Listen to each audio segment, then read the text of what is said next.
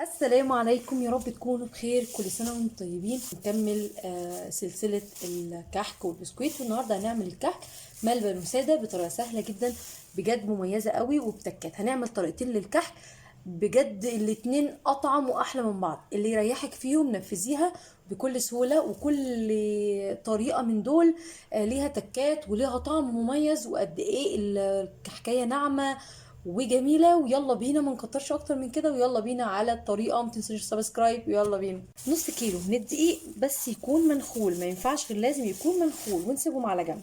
بعد كده بكون مجهزه السمنه، والسمنه بقى حسب بقى استخدامك وحسب الطعم اللي انت تحبيه. انا جبت سمنه علب عاديه خالص، شركات 300 جرام، وعليهم 200 جرام من السمنه البلدي. سمنه بلدي بلدي يعني يا جماعه. تحبي ان انت تقدحيها على النار دي براحتك خالص، بس انا مش بفضلها كده، عشان خاطر هي بتخلي الكحكايه بعد كده حاميه قوي على الواحد وهو بياكلها، كده بتكون حاميه قوي عليه. حبيت كله يكون على البارد بالشكل ده. زمان كانوا بيعملوا الموضوع ده، انهم لازم يقدحوا السمنه، والموضوع ده من زمان قوي، عشان خاطر كانوا بيعملوا كمان كميات كبيره جدا. ودي برضو كانت من الحاجات اللي بتخلي الكحك ما يبص بسرعه، وبيقعد ممكن السنه كامله. اول حاجه في العجان هنزل بكميه الدقيق، وعليها رشه بسيطه قوي من الملح، 50 جرام من الدقيق السومولينا. بعد كده بنزل ب 50 جرام من السكر البودر، بس لازم يكون منخول عشان مش عايزه اي تكتلات. بعد كده 20 جرام من البيكنج باودر، رشه من ريحه الكحك. ايه ده يا سما، انت مش هتحطي خميره؟ ايوه، مش هحط خميره. هي دي بقى التكه النهارده، ان احنا حطينا دي سيمولينا، ودي حاجه هتدوقوها تيست جديد جدا. ومش هنعمل بالخميره خالص. الكحك ده هنعمله ببيكنج باودر بس. الكحك مش محتاج عجن خالص. كل اللي انا عملته دلوقتي ان انا خلطت كل اللي احنا المواد الجافه كلها مع بعض بالشكل ده، وابدا بقى انزل بالسمنه زي ما اتفقنا من العلبه على طول. اذا كانت سمنه شركات او السمنه اللي معاكي، بتنزلي بكل الكميه على الكيلو، نص كيلو. وابدا بقى انزل بكل السمنه، النص كيلو كله. واتفقنا ان انا حطيت من السمنه البلدي الصافي 200 جرام، حطيت من التانية 300 جرام. الخطوة اللي جاية دي بقى مهمة جدا جدا. هبدأ بقى، انا عايزة ابس شفتوا لما بس البسبوسة كده، انا عايزة ابس السمنة دي كويس جدا جدا جدا، مش اعجن، ابس. عايزة كل دي يكون فيه سمنة، ويكون شبعان كمان. ممكن على فكرة في الخطوة دي جدا انت عندك عجان، تشغلي الكف عادي وتبسيه كويس جدا، بس انا حبيت اعمله لكم على ايدي عشان يكون متاح لاي حد ان يعمله بكل سهولة خالص. بصوا انا بعمل ايه، انا ببسه ازاي. انا عايزة كده، عايزاه يتشبع في السمنة كويس جدا. هخلص كل الكمية وارجع لكم. بصوا عملت ايه، انا بسيته كويس جدا جدا زي ما انتم شايفين اهو بايدي، ومفيش اي مشكلة. خليت كل الدقيق تتشبع بالمادة الدهنية عندي او بالسمنة بالمنظر اللي احنا شايفينه ده. هكون محضرة معايا 200 ملي من اللبن الدافي. 200 ملي من اللبن الدافي، 200 ملي قد ايه؟ كوباية. وهنزل بقى ايه، شوية شوية. الكحك مش عاوز عجن زي ما اتفقنا، احنا عايزين نبس بس ايه، السائل اللي انا حطيته في الكحك بالشكل ده. انا مش عايزة الدقيق معايا يشد، يعني يظهر له عرق يعني. بس كده خلاص. بصوا بقى، انا كده بسيتها كويس قوي وعجنتها زي ما قلت لكم اهو. نبدأ بقى نختبر كده قطعة من الكحك اللي احنا اتفقنا عليه اهو. نحس ان فيها الشو دي طلعت تاني، نعجنها شوية كمان بايدينا كده، هتظبط معانا وتبقى تمام اهي. شايفين ظبطت ازاي وبقت تمام التمام. يلا بينا بقى نبدأ نشكلها، بس قبل ما نشكلها يلا نشوف هنعمل ايه تاني. بعد كده بجيب الملبن اللي انا هحشيه، وابدأ احط عليه حاجة بسيطة كده من الزبدة، وابدأ بقى بالمعلقة كده اخلطه مع الزبدة كويس جدا جدا. انا كده دمجتها كويس جدا، بقت عندي قطعة الملبن طرية جدا، وكمان طعمها حلو قوي بقطعة الزبدة اللي انا حطيتها.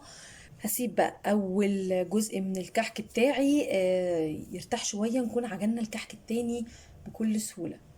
اول حاجة في الكحك التاني بقى ننزل بالدقيق اول حاجة كده في العجان. عليه بعد كده معلقه كبيره من السمسم. انا بحب فيه بصراحه السمسم كده بيكون طعمه حلو قوي. ورشه صغيره خالص من البيكنج باودر. 50 جرام من السكر البودر ولازم يكون منخول زي ما اتفقنا. معلقه كبيره خميره نفس اللي عملناه هناك بالظبط. كل المواد الجافه معايا هنقلبهم مع بعض كويس. هنا بقى حبيت اوريكم هعمل كل حاجه على العجان عندي. بعد كده هضيف بقى نص كيلو زي هناك بالظبط، نص كيلو من السمنه. كمان هنا هضيف ريحه موز. احنا كده بقى بنحاول نغير في الطعم خالص. هناك حطينا ريحه كحك، هنا نحط ريحه موز. هنا بعد ما خلاص الدقيق بسيته كويس جدا مع السمنه زي ما انتم شايفين بالظبط بالكف، بيديني نتيجه هايله جدا. عشان خاطر اللي خايف يعمله بالطريقه دي، لا والله النتيجه ممتازه قوي قوي قوي. بعد كده هنزل عليه بقى ب 100 جرام من اللبن الدافي، وابدا بقى ابسه برده بالراحه خالص. احنا قلنا الكحك ما بيتعجنش، هي لفه بسيطه خالص وهنفصل على طول. زي ما اتفقنا احنا اول ما بنضيف السوائل للبسكويتات او الكحك، هبدا بقى ان انا بايديا كده وابدا ان انا ادخله كله في بعضه. مش عايزه عجن خالص زي ما اتفقنا، انا عايزه عجينه تكون ناعمه وفي نفس الوقت بتقطم، مش عايزه الدقيق بتاعنا يشد العرق بتاعه. هبدا بقى اجيب قطعه زي ما احنا شايفين كده واعمل لها اختبار. ما شاء الله ممتازه. حسيت ان فيها فتحات شويه، اعجن فيها شويه كمان هتبقى عندي عجينه هايله جدا. يعني لو قعدت اعجن دي كده بالشكل ده،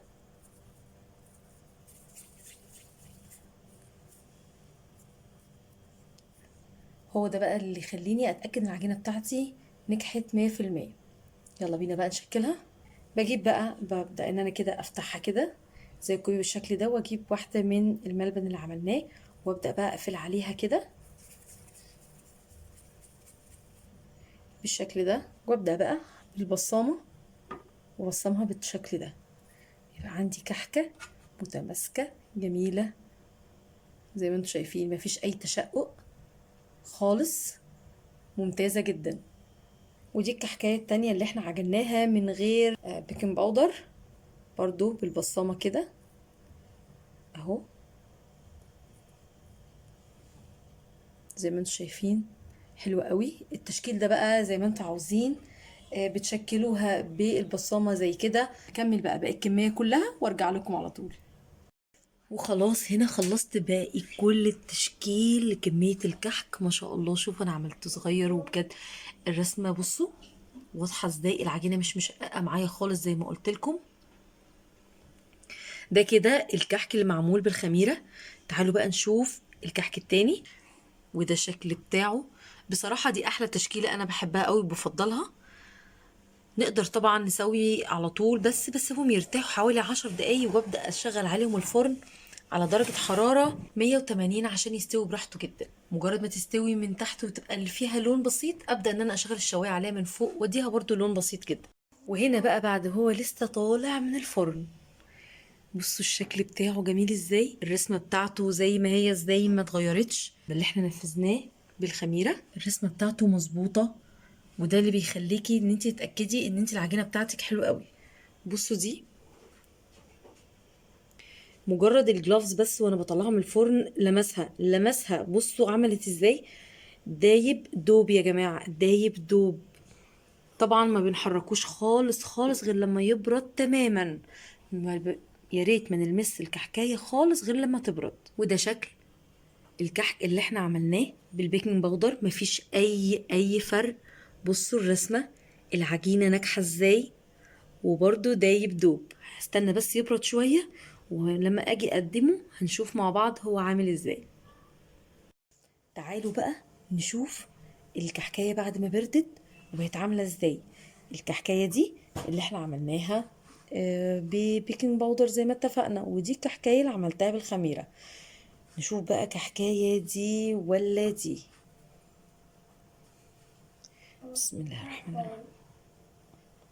والله انا مش هتكلم، يعني الصوره واضحه، انا مش هتكلم. بصوا قد ايه مفرغه، والملبن حلو قوي من جوه. بصوا اساسا ناعمه ازاي. بصوا انا مجرد انا ما بلحقش يا جماعه، والله مش بلحق خالص. تعالوا طيب نشوف الكحكايه التانية.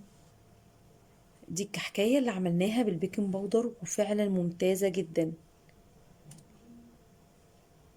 ما شاء الله. بصوا انا ما بلحقش انا مش بلحق خالص. ناعمه جدا، حلوه قوي. دي السميد فيها بيديها قرمشه كده وحرفشه حلوه قوي. انا عملت لكم الطريقتين اللي تريحكم في الاتنين، تنفذوها طبعا فورا.